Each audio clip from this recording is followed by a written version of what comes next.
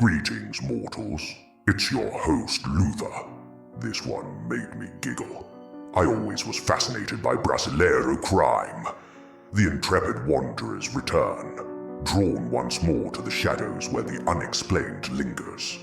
Tonight, we unravel a case so bizarre, so utterly inexplicable, that even the most hardened investigators were left grasping at ghosts.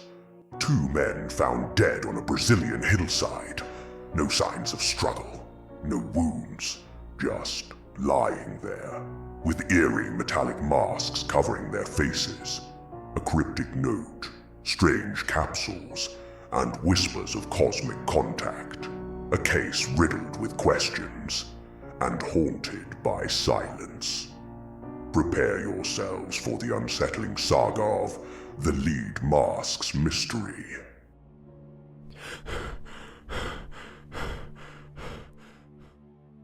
Nestled in the coastal state of Rio de Janeiro, Brazil, lies the unassuming Vintém Hill, overgrown with dense vegetation and rising sharply above the nearby city of Niterói.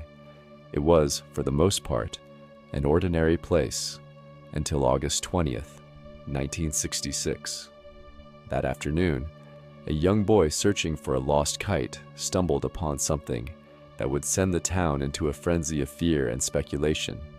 Two men, lying side by side, partially hidden among the brush. Their names were Manuel Pereira da Cruz and Miguel José Viana, both electronics technicians from Campos dos Goitacazes, a city over 100 miles away. They had been missing for days, and now, here they were, dead. At first glance, nothing seemed amiss. No blood, no visible wounds, no signs of struggle. But then, the authorities noticed the masks, smooth, featureless lead masks, covering their eyes like blindfolds. Next to the bodies, a small notebook contained a cryptic message, hastily scrawled in Portuguese. 4:30 p.m. Be at the agreed place. 6:30 p.m. Swallow capsules. After effect, protect metals. Await signal. No explanation, no further instructions. Just a final, mysterious directive, and two dead men.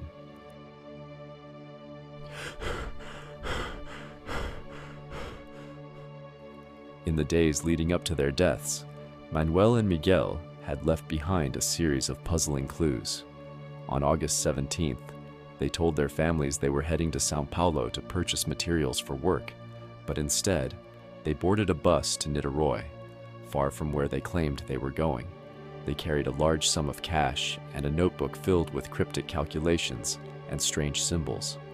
Several witnesses recalled seeing them purchasing bottled water and raincoats, despite the weather being clear. A bartender at a local bar claimed they seemed nervous, constantly checking their watches. And then, they vanished, only to be discovered 3 days later, lifeless and staring up at the sky through the cold, expressionless gaze of lead. What were they waiting for? And what was the signal they hoped to receive?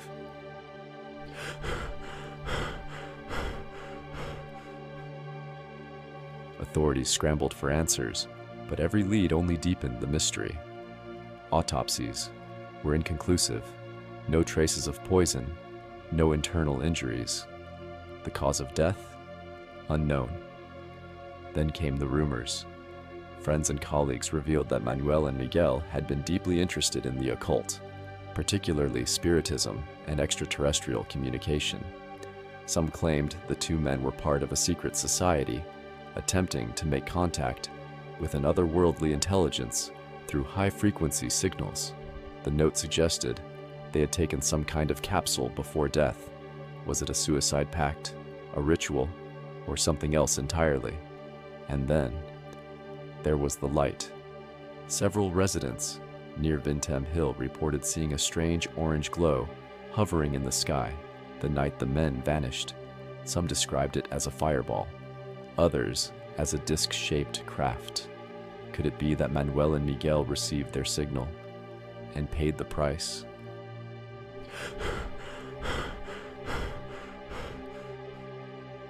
Investigators scoured the area for evidence, But the case was doomed from the start. By the time authorities reached the scene, the bodies had already begun decomposing rapidly in the humid Brazilian heat. The alleged capsules, never found. The lead masks, no one could determine their true purpose. Experts suggested they were used to protect against radiation, but if so, radiation from what? Their families were left with nothing but questions. And the deeper people dug, the more unsettling the case became. A year later, another electronics technician was found dead under eerily similar circumstances, with a lead mask beside him. Once again, no answers.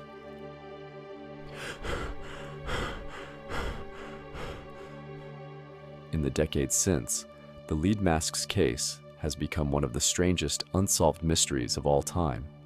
Theories range from the plausible to the absurd.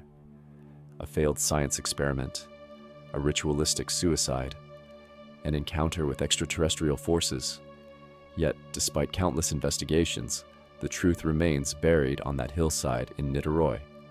Two men, drawn by an unseen force. Two masks, concealing more than just their eyes. A mystery that refuses to be forgotten. To this day, the lead masks remain locked away in evidence, their true purpose still unknown. What were Manoel and Miguel searching for? Did they find it? Or did it find them first? Ha ha ha, how tragic. The signal was sent, but were they the ones listening, or were they the transmission itself?